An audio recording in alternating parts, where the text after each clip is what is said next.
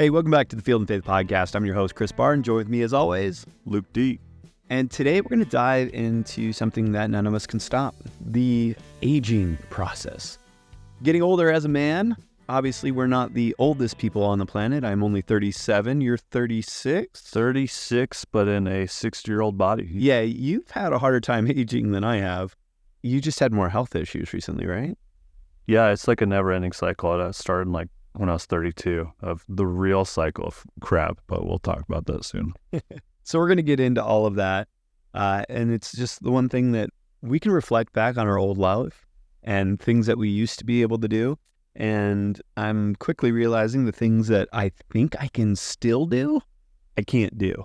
And it puts us into a different position, I think, in a lot of our mentality is because we've already done it, we think we can continue to do it. But because we haven't continued doing it, it's a lot more challenging to do. Plus, the recovery time is so much greater than when we were 19, 20 years old. You could play 4 sports in a day and continue on the next day.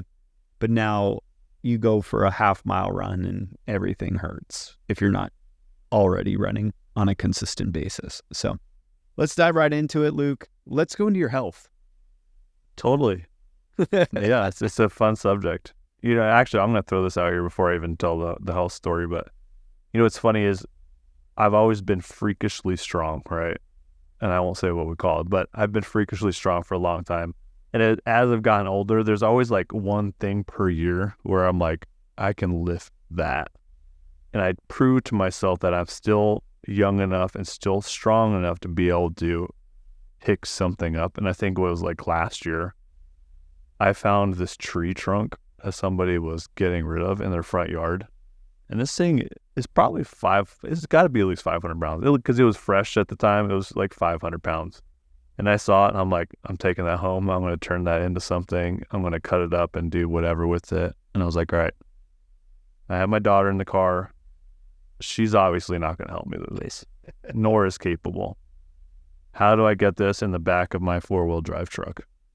And somehow, some way, using my freakish strength, I'm pretty sure my back was jacked for about 3 weeks after this. I got that dang wood in the back of my truck. And it is still sitting in my driveway to this day. It's like 3.5 feet tall. Like, you can't put your arms around it. It is a massive thing of wood. But I look at that and go, I did that. I remember that. Still got it. I was still capable enough to manhandle that log. Or the other way around.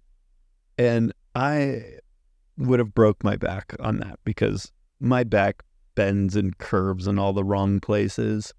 And I've never been able to squat. I've never been able to put like heavy weights on my shoulders and like do that in the gym.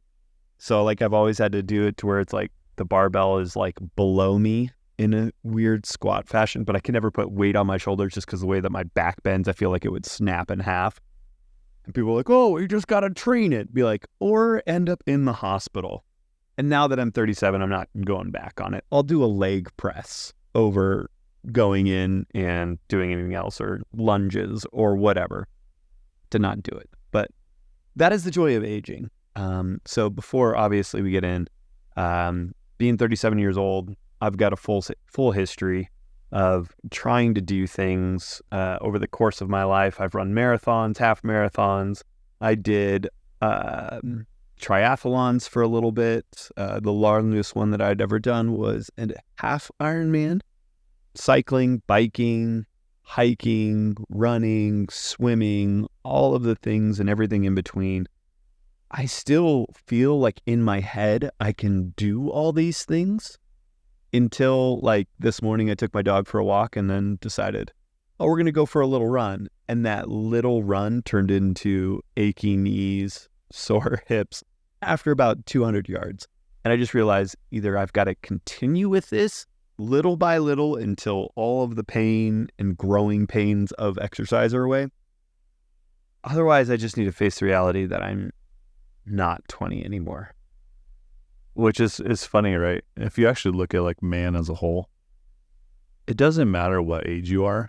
We all have this playful child inside of us that wants to be a goofball and mess around with his friends and like do dumb stuff. I think at any age, we're always going to do this and kind of act like this. And I think that's kind of cool is like God put that inside of us. Like there's always going to be that child inside of you. Yeah, your body's going to fade, but your spirit is a child at heart, you know, a man that wants to go outside and throw rocks and dude, we're going to be 75 years old skipping rocks at a lake because it was like, I'm going to challenge you to see how many times you can skip it, because that's the kid inside of us that wants to push the boundaries and stuff. And it's like, that's all we're probably going to be capable of. But, you know, that's the spirit that we're given as man too. It's like a child at heart, you know, which is kind of cool. The only thing I can think of right now is that in history, like most men would have died by their 40s. Like that was like the length of what they lived. And I totally get it now. I thought it was so bizarre. I was like, well, how did they only live to be like 40 or 50 years old? Like a wise man was 40 or 50 years old. And now I'm sitting here, I'm like, man, if you had to like heavy labor, if you had to constantly, you know, and you're only growing one crop, let's say, your diet's terrible. Everything that you eat now impacts your life as you get older. We don't have the 7 pillars of the pyramid and food pyramid, which I don't even understand, because everything that you read and argue about now is that everything about it's wrong and everything I was taught as a child is a lie, and what was not healthy for you is now healthy for you, and everything in between. Yeah, isn't kale bad again? Like it was bad, then it was good, and now it's bad again or something? It's everything. I mean, I'm pretty sure you could Google search something, and I think I saw a TikTok on this where it was like, you know, you could Google search that like coffee is good for sleep. And then you can do the same thing, coffee is bad for sleep. And you'll find articles both supporting that it's good and that it's bad. It's all a matter of what do you want to do, which is like confirmation bias. Are you just going to give you what you want to hear when it comes to food? Because that's the world we live in. It's kind of like medication, the side effects, right? It may cause diarrhea and constipation. It's like you can't do both. You know what I'm saying? Like it makes zero sense. But that's like the side effects of like literally anything. And the side effects of aging is, hey, go out and do this. And the side effect may be not walking for the next week. Because, you know, I think I can just get up and go for a hike. I can get up and go. But then my knees, ankles, back, all hurts for a week afterwards now sometimes if I'm really pushing myself. Let's take a look at it this way. It's going to the side effects are going to be the same, but it's just going to look a little bit different, right? You can still go do that hike, but it's going to look different because now you're going to slow down. You're not going to be able to do it as fast. It's going to take a little bit longer. It might take 2 days where it normally would have taken 1 day. And the side effects of that aren't, I can just jump up and feel good and go and do it again the next morning. It's, I got to take a little bit more time. I got to spend a little more effort in trying to get out of bed and taking care of my body. It's kind of a fun way to look at it. Yeah, but it is that like we're taking care of ourselves more than like ever before, and I feel like I'm not ever doing enough.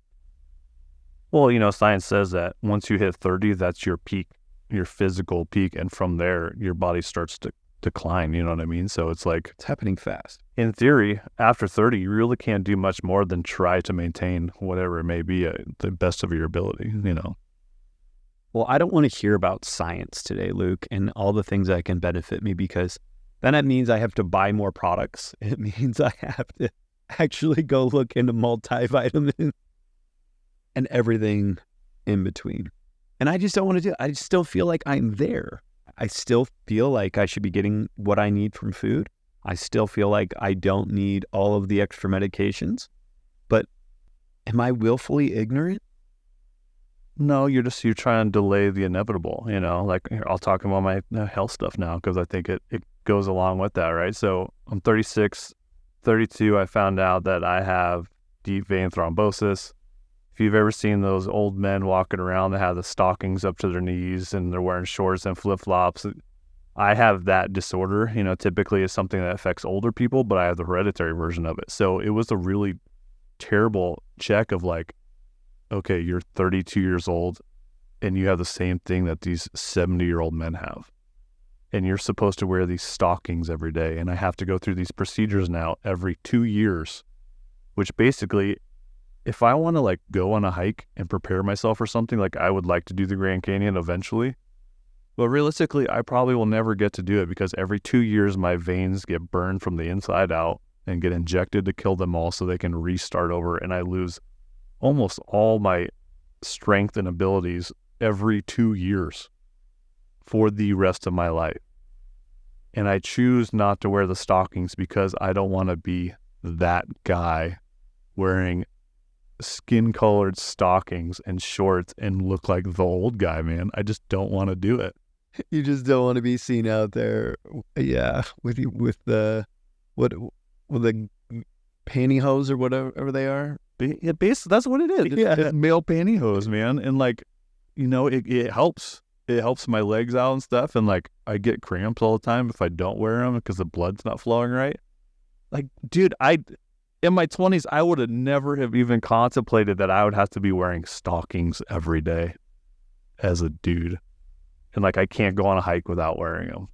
You know what I mean? And it feels awful getting old. You're stuck in a tent pulling up your pantyhose. I have to wear socks to bed when I'm up in high altitude, man. Like, come on. It's brutal. But in order to do those things, like, and that's kind of what I'm getting at with this, is like, in order to do the things that I want to do, in order to do the things that we like really have to go after, it causes us to suffer. And the more we daily put ourselves through a little bit of suffering, stretching, exercising, even just everyday life things, getting wisdom, educating yourself on different things, the better off your life is going to be. I've lived this quote from Mark Twain, eat a frog first thing in the morning and then nothing else will be as difficult throughout the day, which essentially just means do the hard thing in the morning. Do the thing that you don't want to do first thing in the morning, and then everything else gets easy. People have done cold showers, polar plunges is a big fad now, very popular. But for me, it's always just been like exercising, stretching, hiking, doing something that is going to be physically exhausting. But as we all know, it turns out it's really good for your mind, body, health, and everything in between to ward off the effects of aging. But let's get real. Aging is inevitable and it's happening. But I don't want it to. I know you don't want it to, but it's going to happen. And it's kind of unique, right? Is I'm now in this point where I can see my transition, right? I think when I hit 33, I began the process of midlife crisis. Or, soon. It was soon. And I didn't realize it until about 6 months into it that that's what that was, after talking to somebody else about it, of like, oh yeah, like this happens and I'm going to be okay. But now I'm finally starting to accept that this is my new chapter. This is my new role. I'm no longer the fast-paced, go-get-'em kind of guy, and I'm the, okay, let's think this out now. Let's plan this out a little better. I have some wisdom, and I need to relay that properly, and I'm going to do it in such a way to be the sage and no longer the fighter, man. I don't have the fight anymore, and I have to do it from a different perspective now, which is kind of unique and different. That before you go into the battle, you actually walk in with a plan. Yeah, I'm no longer on the front line soldier, man. I am now the general or the captain, kind of steering the ship, so to speak, Oh, man. And it's hard sometimes. Like, I don't know about for you, but like those practices of that's how you've always done it now have to eventually change. I mean, we can examine scripture and see how many times throughout the Old Testament and throughout the wisdom, you have the reference of gray hair being like, that's the sign of wise men. And I actively, whenever I find a gray hair, I'm like, let's get rid of it. Let's pull it out. My wife likes to like grab them off of my beard whenever she finds them and then act like she's going to pull them out, but she doesn't. They just pull, because she doesn't pull it to like rip it out. She just pulls it a little bit so it hurts really bad. That's terrorism. It is, but it's a fun game that she likes to play. It's called Give Chris a Lot of Pain. Yeah, my wife used to do that too, and I'd like let her do it from time to time, but now there's so many that it's not even okay anymore. It's literally torture. But the gray hair aspect is really cool and unique. Like the Bible literally in Proverbs, right? Proverbs 16:31, gray hair is a crown of glory. and it's gained in a righteous life. And then also in 2029, the glory of young men is in their strength, but the splendor of old men is in their gray hair. And I actually remember the first time realizing that I had like a lot of gray hair. Granted, I don't have a ton now, but like I get my hair cut and you don't notice it because my hair is so short. But I remember sitting in the barber seat and this guy starts cutting my hair and we're having the general conversation. And of course you see this guy like once a month, but it feels like every week because it just happens and life is fast. And I remember sitting there and he's cutting my hair and it looks like sparkles are literally falling from my head, man. I was just like, that's gray hair. That's white hair mixed with my dark hair. And it is raining down. That's not one or two falling, but it is raining down like glitter. And I realized in that moment that, okay, time is important now. It's not, I have to stop and think about what I'm doing, and I don't have forever anymore in this life, you know? Well, how is that changing your mindset on things? Like, I know what it does for me, but I'll hear from you first. Well, I think too, when you're young, you're like, man, I have my whole life ahead of me. I'll have kids in 10 years. I'll get that promotion. I just have to put in all the hours now. And it's like, well, no, you don't. You don't have to do that. You have the opportunity now to do all those things. And, you know, I think a lot of people look ahead so much of worrying about the future and the anxiety of the future and the stress of the future. But it's like, the only thing you really have control of is today. You can have the option to control the things you can control today. God has everything else. But like the second that you stop and actually focus on today, I've noticed in my own life that life slows down. And I know there's some days where it's like, dude, it's 9:00 at night. I'm tired. Where did the day go? Where did the week go? But the second that I started like stopping and paying attention of like, I'm going to focus on my kids right now. I'm going to focus on my wife right now. I'm going to focus on this project right now. Time started to slow down and you start to really appreciate this little tiny individual moments, man. Just the idea of like stopping and smelling the roses. Like, dude, I appreciate the sunsets now. I appreciate the sunrises now. I appreciate the 5 minutes of cuddling with my little guy in the morning and watching cartoons. Like those tiny moments that I try to cherish forever in that moment, you know, it's really fun. And are we forced to enjoy those moments? Now that we're old, because like when we were younger, it was like, I'm going to bypass the sunrise because I want to sleep in. I want to go do all this stuff. But I get it. I've always been a morning person. And so enjoying those things has been a part of me. But like now I want to walk the dog and I just want to go sit out on the porch and read and do something. And that was never, ever a thought in anything that I ever wanted to do in my life. Was like, you know what I just can't wait to do is just sit out on my porch and read. And I feel like that's such like an old man, you know, with his newspaper even. Like, that sounds like a good day to me now. Isn't that crazy? Like even the tangible things, like normally, right, I would read my Bible on my phone. But now, like, I want a whole paper and like physical paper, like reading a newspaper. Like, you don't want to read stories on your phone. Like, you want to sit outside. There's something weird and tangible about like the physical aspects of being in the moment and like physically grasping hold of it. You know what I mean? There is something about like actual touch. There is something about highlighting my Bible. There is something about reading deeper into the commentary that my Bible actually has. So yeah, there's all these different things that kind of go into it, but the more it changes, the more I've actually started to see like, okay, I can look at all the physical ailments. I can look at my knees crickling and crackling every time they extend. It feels like I'm in a wooden cabin every time I open up a door, and I'm like, oh no, it's just my knees. But now my brain is different. What it sees is different. How it thinks is different.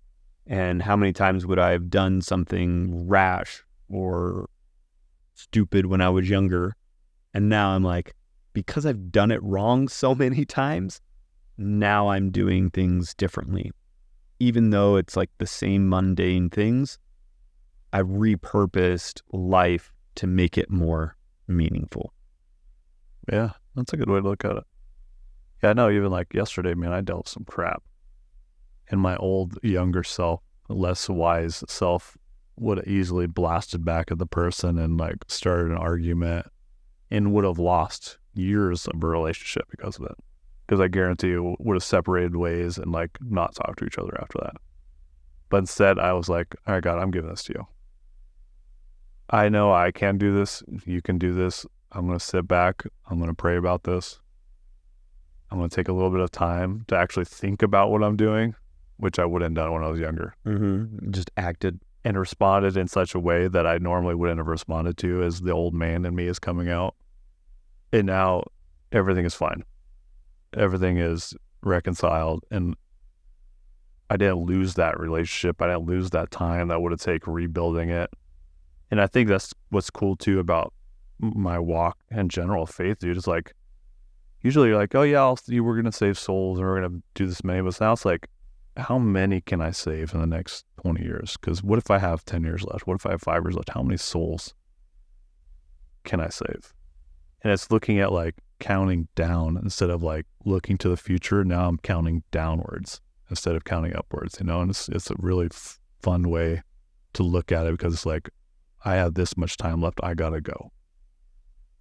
Well, my whole thing, and I don't know how long I've had this mindset, but I've always had the idea, or for a long time, I've had the idea that I'm only one person. But the more I can influence other people, have conversations, share or impart wisdom onto them, I think that's what the power of being an educator is you meet kids in a very, very vulnerable place in their life, which is school, and they don't feel like they have anyone to talk to, or they're going through something. You can impart wisdom on them that turns into a lifelong journey, and they become essentially, which is what scripture is, discipleship. And placing yourself under somebody else, you know, is what I've tried to do under Jesus and with other men in my life, going underneath them. You know, I don't value the older men that I'm following behind for their athletic ability. I'm not valuing them for all of their past accomplishments. What I'm truly valuing is like their mindset, their beliefs, how they're treating their wife, how they've handled their money and their finances. And so I think it just changes in like what was brash and old versus what is new. Like I saw a video of Mike Tyson, and they were asking him like, oh, what was your happiest time of your life? And the reporter just got the worst answer. He just didn't know how to respond. He goes, prison. He was like, wait, what? He's like, I was more at peace while I was in prison than at any other time in my life. And then like he has like all of his like belts and everything like that. And he goes, trash, trash, trash. He goes, you know how much time I wasted chasing after these things? All the stupid things I had done, all the money I had wasted. He's like, it's all trash now. It ain't worth nothing. But what's worth money is the memories. And I don't like those memories. The memories I created after prison, those were good memories. And I was just like, how in the world am I learning this much wisdom from Mike Tyson right now? With his little lisp, I was just like, oh man. But there was a guy who had failed in his eyes for what he had chased after. But for the whole world, they were just seeing him as a champion, a role model, until he bit some dude's ear. Yeah, that's kind of the circle of life too, right? Is like you have this young to old transition, and it's like a never-ending cycle, right? We as young men are looking at the old men of what they're doing, and we're going to do it our own way and our own while. You know, we might listen to them, but we never take heed to it. And then now we're transitioning into those old men, and it's no longer about self, but it's about selflessness, and now we're feeding into the next generation. And it's the same thing, dude. It's a continuous cycle. You know, we have to make that transition. I think we get our happiest moments when it's no longer about self and the selfish desires, but when we actually start feeding into others and giving that age-old wisdom. Hey, I know what you're going through. I know I want to teach you how to do these things, you know, like teaching somebody how to hunt. Yeah, it's so much fun to hunt, but to see the expression on somebody's face when they get to shoot an animal for the first time or catch it gets, and I think that's what the idea of the righteous life and the wisdom comes from, man, is when you get to feed into others and it's no longer about self. I think that's an age piece that kind of comes with it, which is really fun. Well, it reminds me of the story of the lost sheep. You can chase after anything that you want. You can go pretty fast. You can go out in the forest. You can probably do your thing. But when you are guiding somebody else, it is a totally different process when you're shepherding somebody else and you're going at their pace rather than your pace. Well, they're learning all the skills. They're learning how to walk. They're learning how to talk. They're learning the lingo. You're just so far ahead, but now it's all of that like kind of guiding them into a direction so that they can go ahead and do it themselves. And never in a million years would have been like, oh, I'm going to be that age-old wise man. I always thought I was going to be the brash, young, dumb, fun person. And now I'm like, man, the loud noises are really starting to bother me. And I just want quiet and I want peace. Which is funny because I think I'm transitioning the opposite. I've been quiet mostly my whole life. And now I'm starting to talk.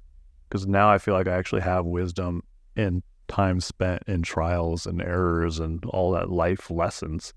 Now I feel like I actually have something to talk about and to share with the world. You know what I mean? I've been through some crap. Let me tell you about it. Hopefully you can gain some wisdom from this. Well, I mean, it's exactly what we talked about last week. It's the crap that we go through that ends up becoming our best stories. Those are the best lessons. It's the hard times that end up filling ourselves with what we need to, sustain happiness, which is fleeting, but continue on in a process of like peaceful understanding of what content, joy in the presence of God actually is, rather than like, when I was 15 or 16 years old, it was just like, oh, I can't wait till the next worship service so I can feel like that again.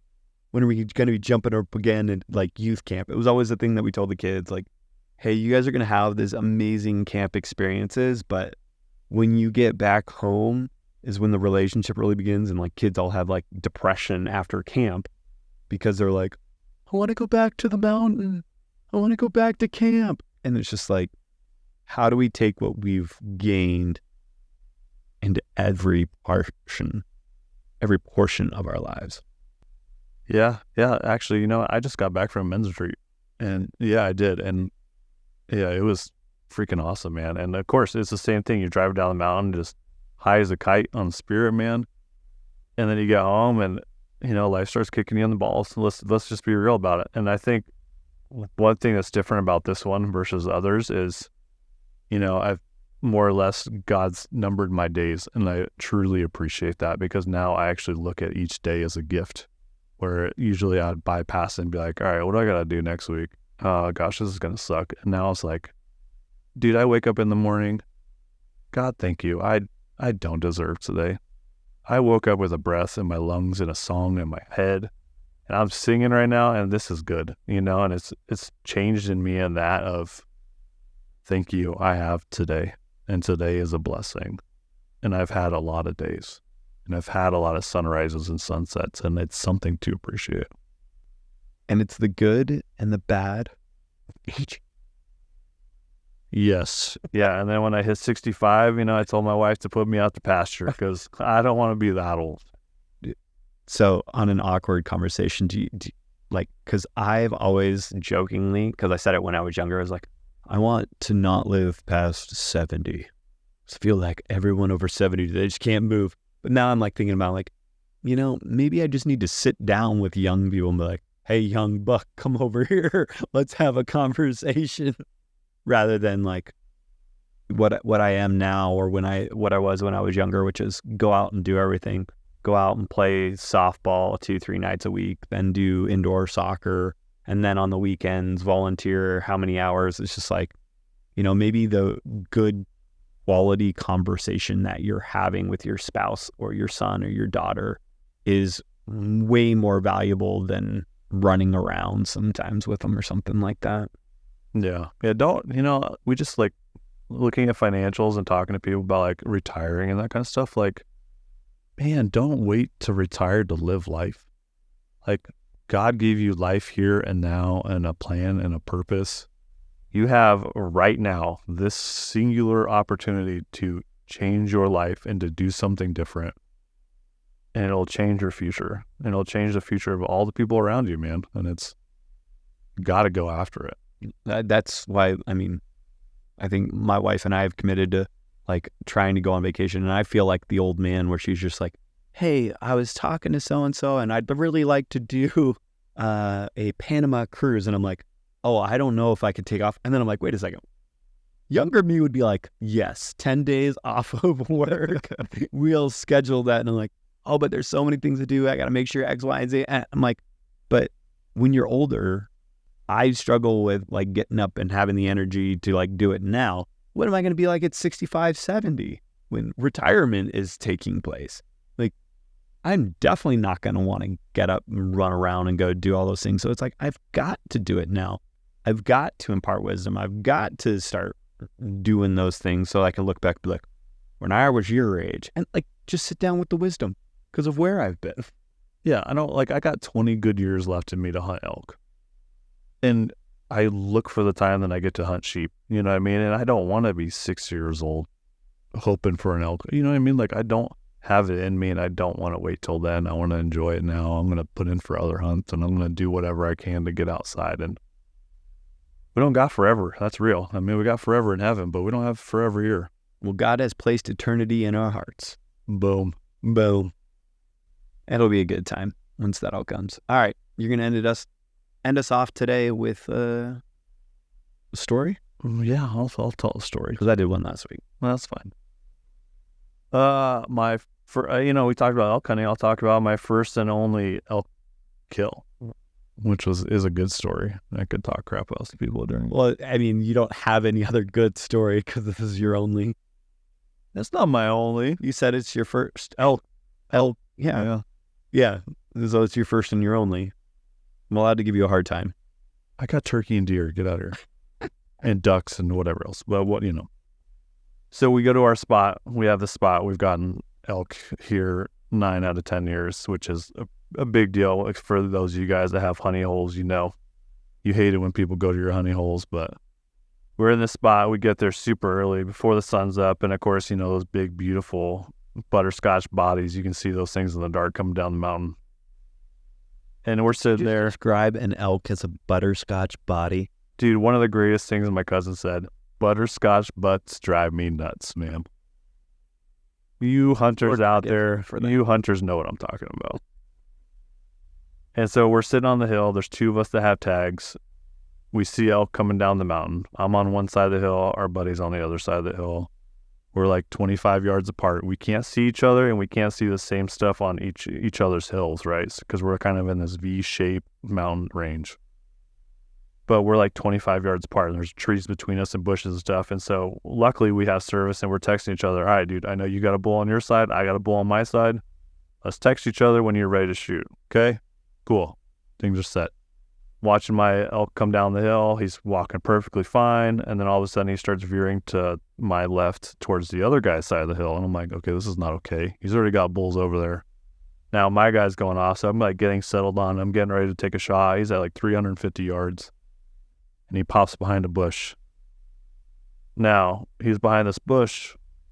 I can't see him anymore, and I hear a gunshot. And another gunshot. And another gunshot.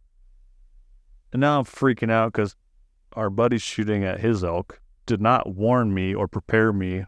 I can't see my elk anymore. I'm freaking out. Now, all of a sudden, here comes my elk running the opposite direction because now he's freaked out because there's gunshots near him. I pull up as fast as I can and take a shot on him running. I scope myself, jack up my eye. He continues to shoot a few more times. My elk has disappeared. I don't think I hit it. I'm pissed off and frustrated. My eye is swollen. I hear, hey, bring him your gun. His gun's not working. So now I get up. I'm trying to run over to give the gun. And I'm like, no, I'm not giving him the gun. He's already shot this thing. I'm going to sit back down. I sit back down. I'm frustrated. His elk is officially down and laying down. And then all of a sudden I look up in front of me and that elk I just shot at 350 yards popped up on a hill in front of me at 125. Ooh, nice and close. Oh my gosh, but he's staring at me. And he's just like quartering towards me just enough where I'm like, I cannot let this guy go. I put that dot on him, man, and I let it rip. And it was a beautiful shot. At least I thought it was in the moment. And he runs down the hill, he turns sideways, I locked and loaded, put another one in, and he dropped right there on the spot. And it was amazing. We had 2 bulls down, 7 o'clock in the morning. We're 2 miles into the backwoods through some rough country. That was my first bull that I've ever shot, and it took us, I think, like 7 hours between 5 of us to break down 2 elk and haul it out and get it to the butcher. And it was a glorious hunt. It was really cool. I actually have a video of it. Maybe we'll post sometime of me actually praying over the elk because it was such an important moment for me. It is kind of a unique experience, the first one that you get. So yeah, taking a life is, not something to take for granted. And I had much respect for that animal and what that animal was going to provide for me and my family. So yeah, because I mean that's the point. It's not because we have sick intentions of, oh, this is what I want to do. This is, as a man, an age-old practice of providing for one's family and knowing that is going to fill the freezer for a very long time. And that it did for like 2 years. Yeah. Or it wasn't like in the old days, it was like you went out for a hunt to feed the village. Like the men went out and like they killed one. And then I always think about it from my historical standpoint, which was always like the buffalo. Well, we fed the village, because you got to share your elk meat. When people are walking out 125-pound quarters, you got to share a little with everybody. Well, because you usually tell somebody to carry out the heaviest piece. Well, that's the only way you do it. You got to carry out the trophy of it. Yeah, that's my role. Well, thank you, Luke. To our listeners, thank you, as always, for taking the time to enjoy the story with us. We just ask that you guys like, follow, and share. Our content only gets out there because we are brand new by your guys' participation. Head on over to our Instagram page at Field and Faith. Check us out on the website if you want to learn more about what our organization is and how we're trying to impact young people's lives, because that's what this is really about, is telling stories to impact the next generation for people to be the biggest amount of change that we can possibly be for them. And that's at fieldfaith.org. And we thank you guys so much. And if you guys want to make any donations or anything like that, we are a 501c3. And tax credits, tax deductibles, all that stuff more than I do. Yeah, we got all that stuff. And then too, guys, remember, you're not alone. We're in this together. We are a community of men, and we want to grow together and get stronger together. So if you have any topics that you're struggling with and you want to hear our perspective on it, we've probably dealt with it. And if we haven't, we'll bring somebody in, a guest, to talk about it too. So, or even you. Or even me. Yeah, you live in the Phoenix area. Write us some notes. Yeah. Jump on the phone. We'll figure this out. All right. Well, guys, have a good one. God bless. And we'll see you on the next episode. Peace out.